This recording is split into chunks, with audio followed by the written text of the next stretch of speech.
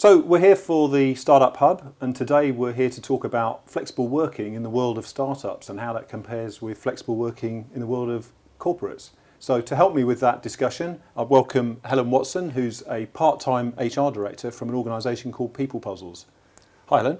Hello, Tom. So first of all, maybe, Helen, it'd be just good just to give us the kind of top-level pitch of what People Puzzles is all about, because it's a great organisation, but some people may not have come across it. People Puzzles are an organisation that provide part-time HR director support for entrepreneurs, small, medium businesses who either can't afford, don't want or don't need full-time HR support.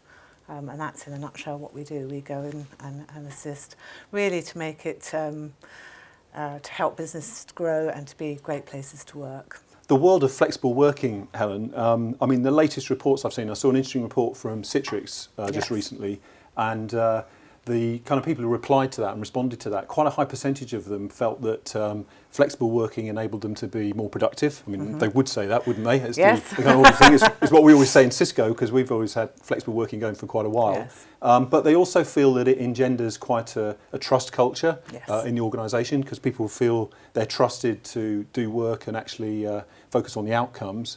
And ultimately, and probably the most important thing for people who look at flexible working and are seeking that out in any of the roles they take or any of the jobs they take, it's the balance of their lifestyle and being able to just balance their kind of work-life balance and the other responsibilities that they have, perhaps even as a part-time. What's your kind of view of the challenges of flexible working in a startup environment? I think the key challenge is a cultural thing, because when you're in a startup, it's key to build that culture up from the beginning. So I think, and virtual is harder obviously to get that same level of culture quickly on board.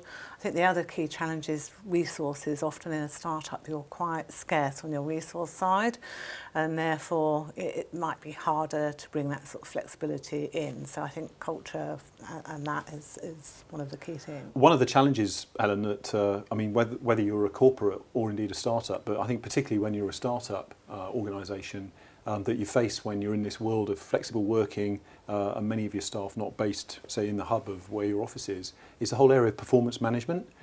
So what would be your tips to a startup around how they kind of deal with performance management on an ongoing basis? I think it's very important that people are given clear idea of what it is they actually are there to do. So clear ideas of what they're to do, and then set clear objectives of what they need to do to reach their targets and things like that. I think some of the key tips that I would say is obviously make sure that you regularly keep in contact with.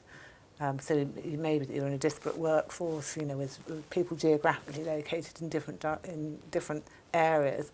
But the key thing is that you make a regular time and a meeting to touch base with your employees and make sure that they're working towards their targets. Oh, thanks, Helen. That's been a really useful conversation, and I think many of our viewers will find that extremely useful, and thanks for coming down. Thank you very much, Tom.